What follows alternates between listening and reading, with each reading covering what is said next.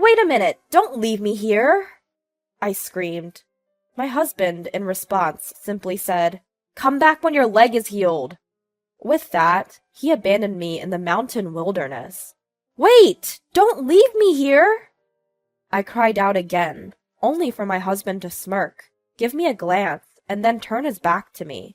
Without my phone, he left me stranded in the mountains. Overcome with fear, I desperately reached out for his retreating figure, knowing my hand couldn't reach him. My legs were broken, encased in plaster casts. There was no way I could catch up with him as he walked away swiftly while I was crawling on the ground.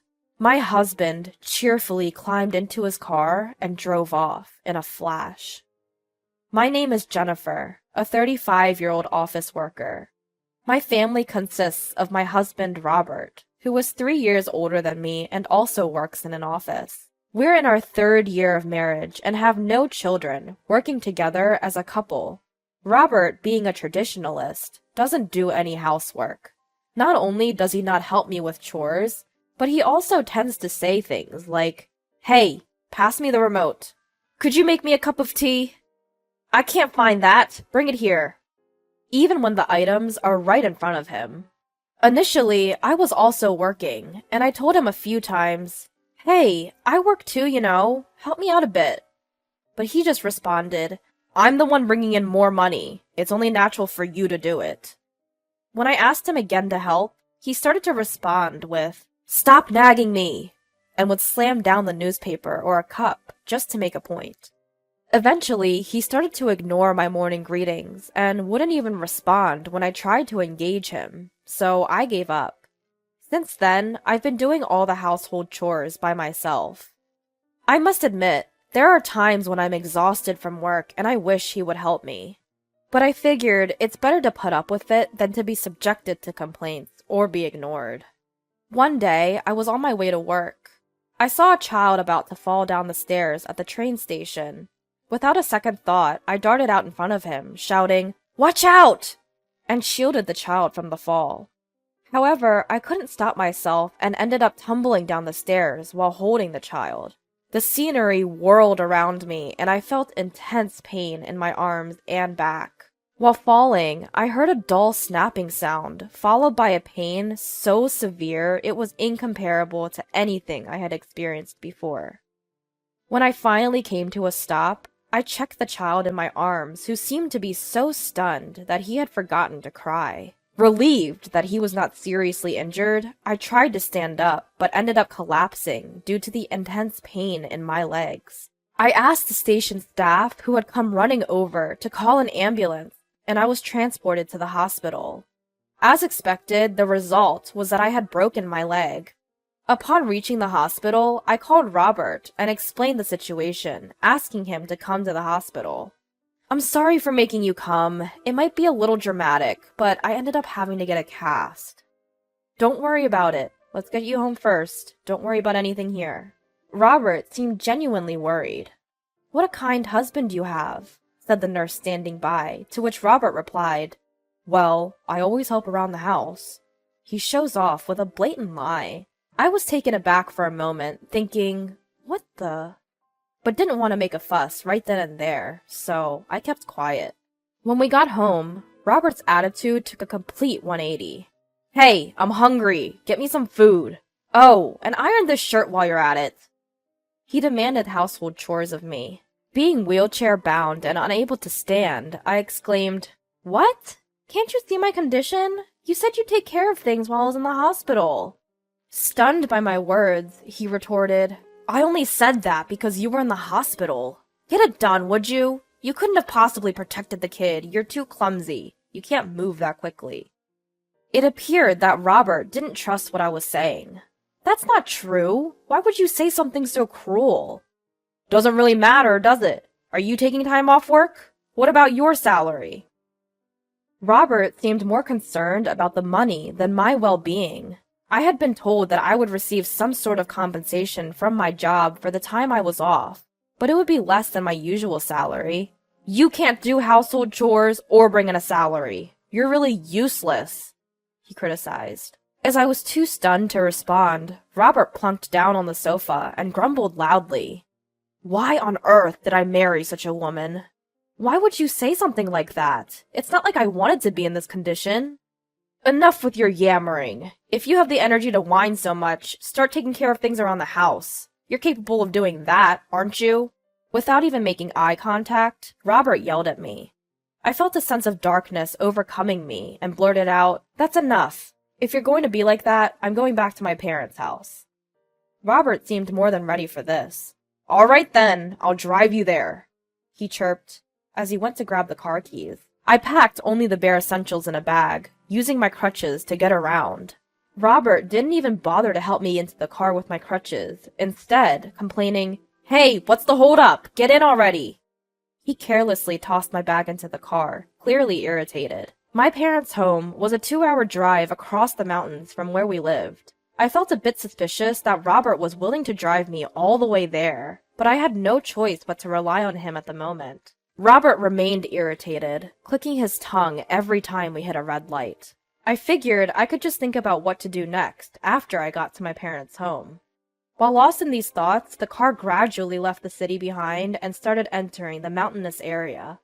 Before long, there were only a few streetlights and hardly any houses around us, with nothing but the straight road stretching ahead.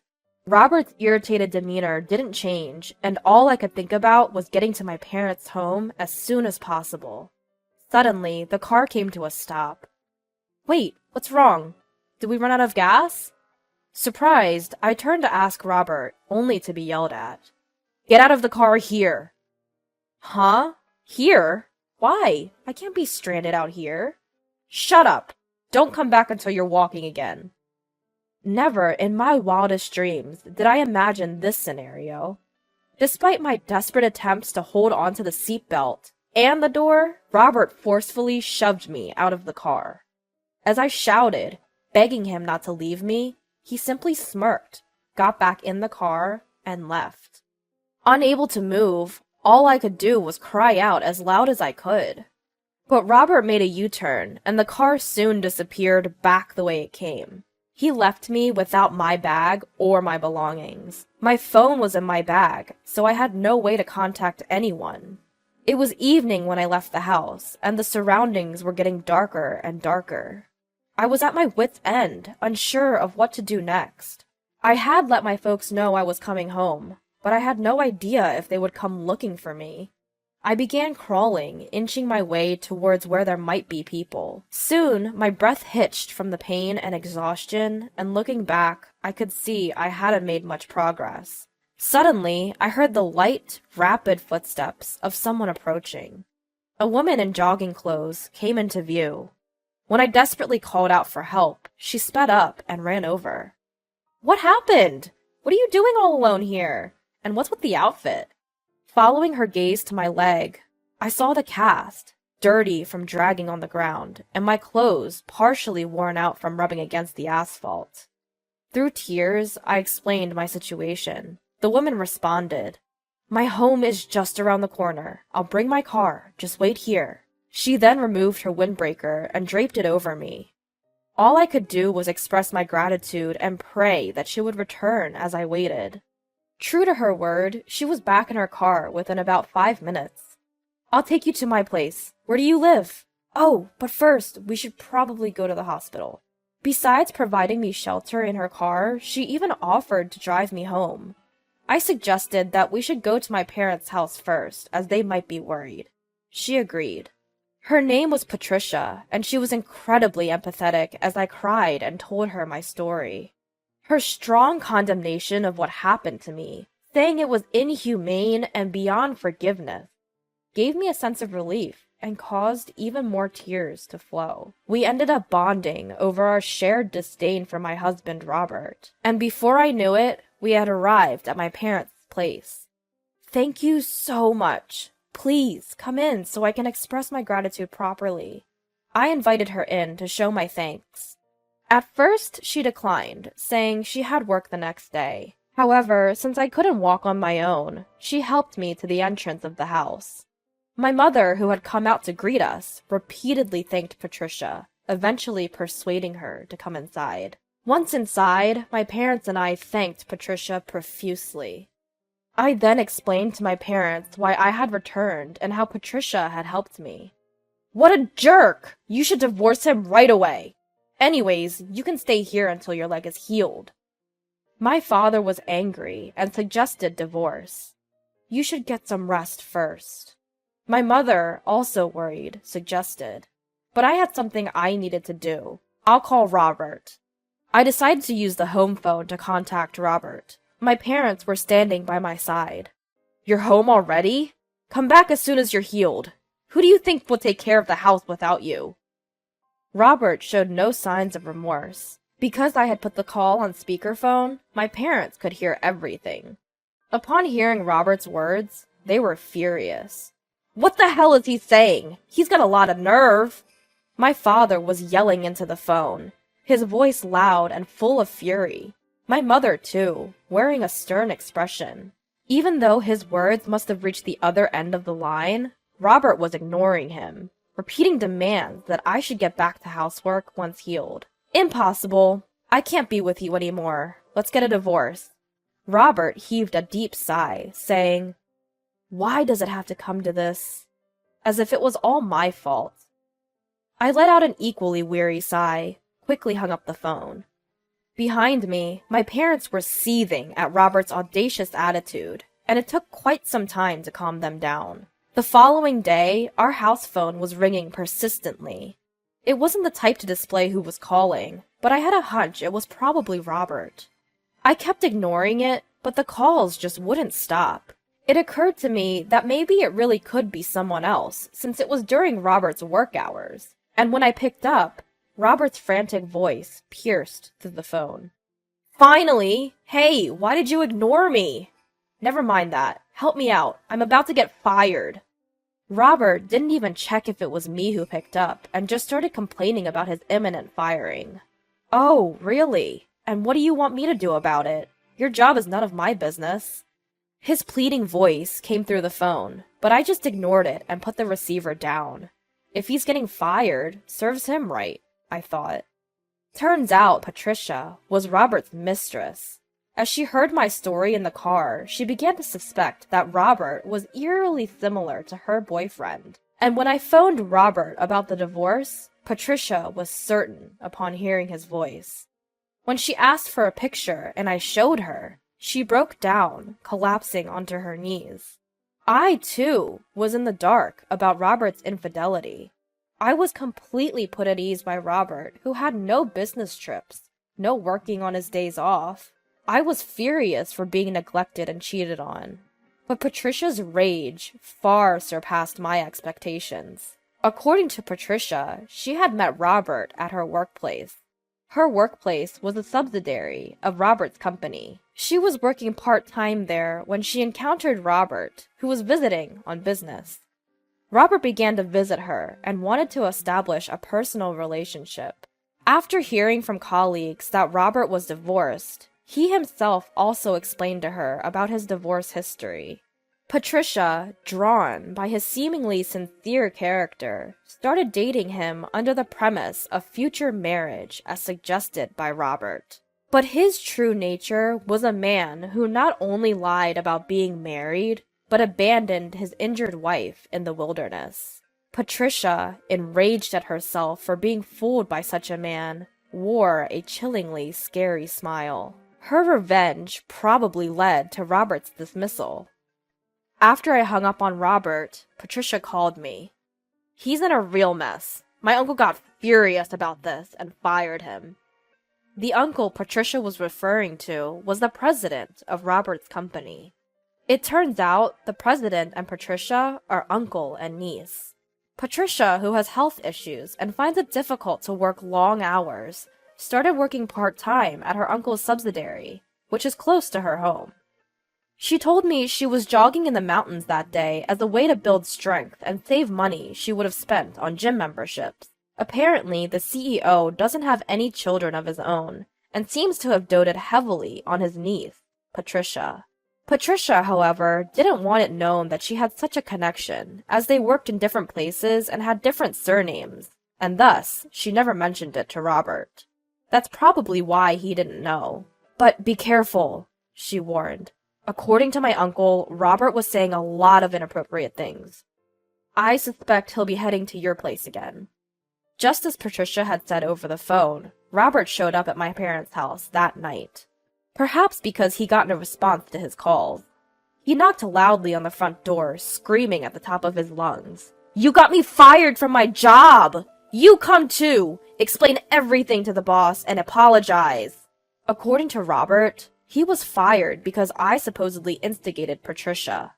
He seemed to think that the boss misunderstood because I exaggeratedly told Patricia about his affair after I found out. It occurred to me then, this is what Patricia meant by inappropriate. But my father had already opened the front door. "Misunderstanding my foot? How dare you ask my daughter to apologize after you cheated on her? You got what you deserved. Now get out of here!" My father shoved Robert out of the doorway, took a glance at him groveling and begging for forgiveness, and slammed the door shut, locking it. Yet, we could still hear him causing a ruckus outside, so I spoke to Robert through the intercom. "Let me clarify something since you still don't get it. You think you got fired because you laid hands on the boss's niece?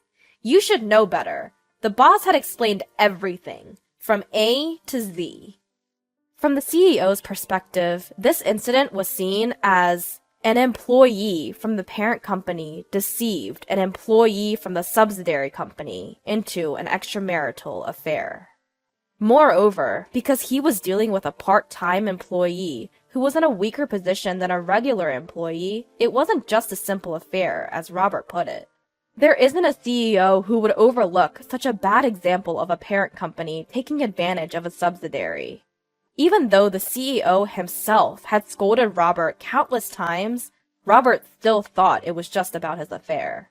The affair just happened to be with the boss's niece this time, but it would have been a sackable offense no matter who the other party was. If you just explained that you didn't have an affair, don't you realize how absurd that sounds? If you don't want to get arrested on top of being fired, just go home. As for the divorce, get ready to deal with a lawyer. Only then did Robert fall silent. Finally, peace returned to my parents' home. After that, I hired a lawyer and divorced him. Furthermore, after consulting with Patricia, the two of us decided to sue Robert for damages. I sued Robert for the pain and suffering of being cheated on, and Patricia sued him for the pain and suffering of being deceived into a relationship under the pretense that he was single. Robert, who was fired for disciplinary reasons and therefore had no severance pay, turned to his parents for help. But as soon as I decided to get a divorce due to this incident, I had already called Robert's parents. Upon learning this, Robert's parents were furious and refused to lend him any money. However, since he couldn't afford to pay the damages without their help, they decided to make him work at a company they knew. At that company, Robert was at the very bottom of the hierarchy, and he couldn't look down on people as he used to, thinking he was from a parent company or a subsidiary. Moreover, the reason why he was working there was well known, and he was made to work like a horse while being looked down upon every day. However, from Patricia and I's point of view, we don't care where the money comes from, as long as the alimony is paid. And we are not interested in how Robert is treated. After that, my fracture healed, and I got along well with Patricia as friends.